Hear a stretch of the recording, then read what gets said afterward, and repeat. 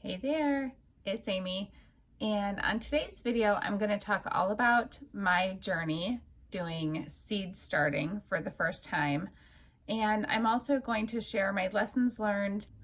I set a goal back in September of 2020 that in 2 years I would be self-sustainable and self-sufficient, and essentially for me that means I can grow my own food. I can survive on what I grow, essentially. Like, what's the purpose of growing your own food if you only grow like cucumbers, right? Like, you have to have an assortment of things that you can eat in the event of empty grocery shelves. And so not only growing my own food, but in order to be self-sufficient, I would like to be able to go off grid if need be in the event of power shortages. And I know this is sounding sort of, apocalyptic, but it's not just if the end of the world comes. It's really just to be less dependent on supply chains and the world around me, essentially, so that I have more freedom in my life. And I'm taking you along on this journey. I'm going to do a video series highlighting all the different things that I've learned in 2021, and not just learned, but applied. I've taken action on these things. I've learned lessons from them, and I'm going to impart that wisdom right back to you. Make sure to check out the playlist. I'll add this video to it and it'll be my self-sustainable journey. So yeah, let's get into it. Now, this time last year, I was taking my permaculture design certification class, and that really kickstarted my education on seed starting and soil health. But I definitely needed to learn more. I took an additional online class from Urban Farm School. It was actually one of the instructors that I had. It was sort of her offshoot class. And so that's where I learned more about timing. So I spent quite a bit of time in the winter month of January. I would say month because by February I was ordering seeds. I was, getting my supplies together. But January I definitely spent planning, laying out my garden space, planning where I wanted my kitchen garden and my pantry garden, which is sort of like a little further removed from my back door. Like, your kitchen garden is going to be right outside your back door. My herbs, I'm going to do a separate video on my herb spiral. And so I laid out my garden. I had plans, I had spreadsheets. That's, my nature. I love to overplan. So I planned the heck out of it. But you can also just identify what you want to grow, get the seeds for it. You don't have to put in a big order at Johnny's Seeds, which is what I did, but, collect your seeds from your local hardware store or big box store, or order them online. Like, there's so many resources for seeds. And I wanted heirloom seeds or open pollinated seeds or organic. So that was sort of my criteria. Open pollinated means that it's not a hybrid. They didn't mess with the genetics. It's just, naturally pollinated by like a bee.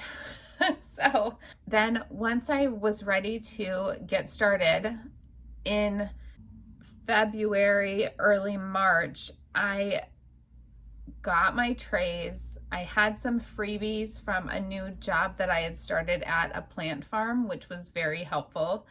And I got my seed starting mix, like that's the dirt, which is basically a soil-less medium. I didn't know that, but what you start seeds in doesn't have soil. It has a whole combination of other things. So I got all that ready. I went to Menards, and that's where I bought my shelving unit. And I also bought my lights, and each shelf had lights directly above it.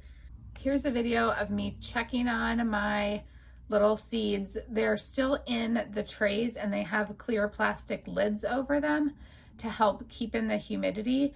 But what I was doing is attempting to take the lids off with one hand on the camera and one hand taking the lids off. So I had several shelves and lights directly above my seeds, and you really want those lights to stay in close proximity to your seeds so that they don't stretch too much and reach. I planted way too many things that I wasn't necessarily going to use.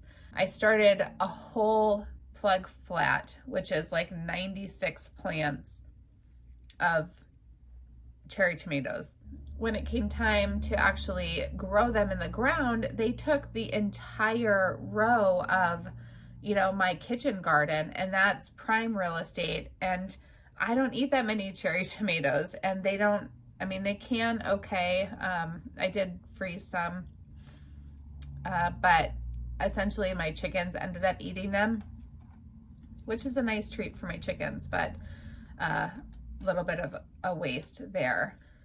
Basically after I seeded everything and it was in my basement growing, then as it grows, you can transplant it to a bigger pot.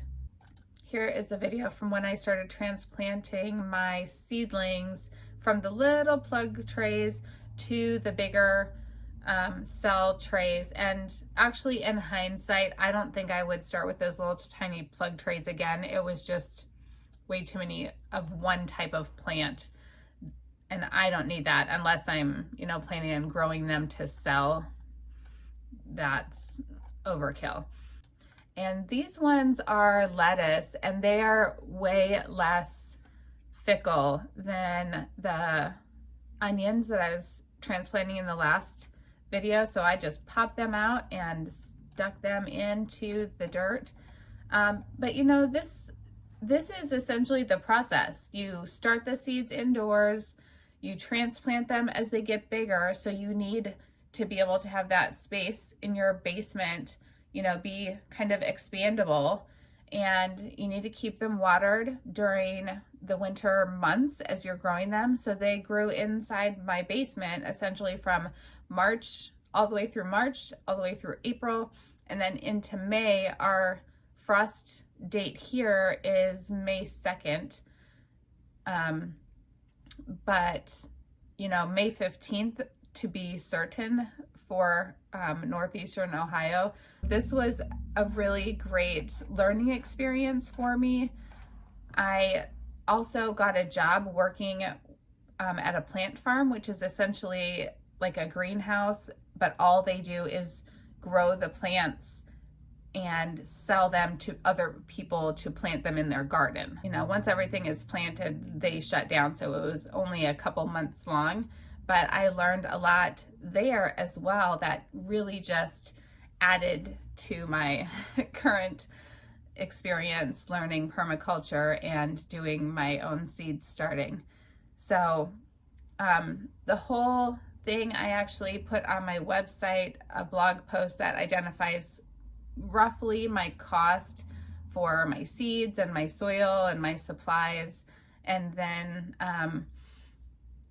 also some lessons learned about irrigation, how I set up an irrigation system that it basically got clogged after the first couple of weeks because I didn't have a filter from my rainwater harvesting, and I also didn't have a pump, so there was no pressure for the water.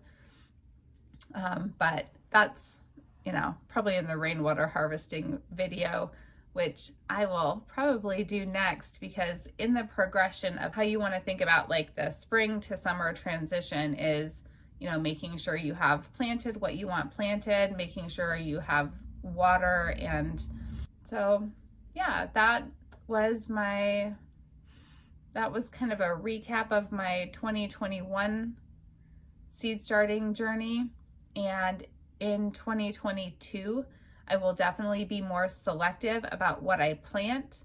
I will prepare the ground and the soil better, which actually starts now. So I'm covering the soil with cardboard and wood chips so that it can really get the earthworms going, and I'm just gonna have a lot more area planted, whereas last year I really only had 2 main rows in my kitchen garden. So that's the plan for this property.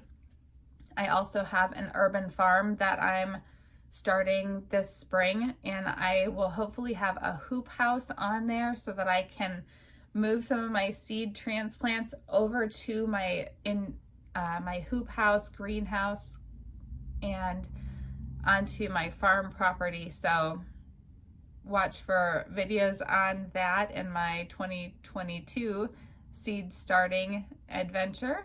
But yeah, thank you so much for being here, and make sure to subscribe and share.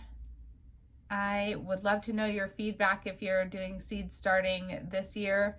I know a lot of people after the pandemic hit we have all started gardens and gotten a lot more serious about growing our own food. So, you know, there is never a better time than now to begin. Have a great day. I will catch you on the next video. Bye for now.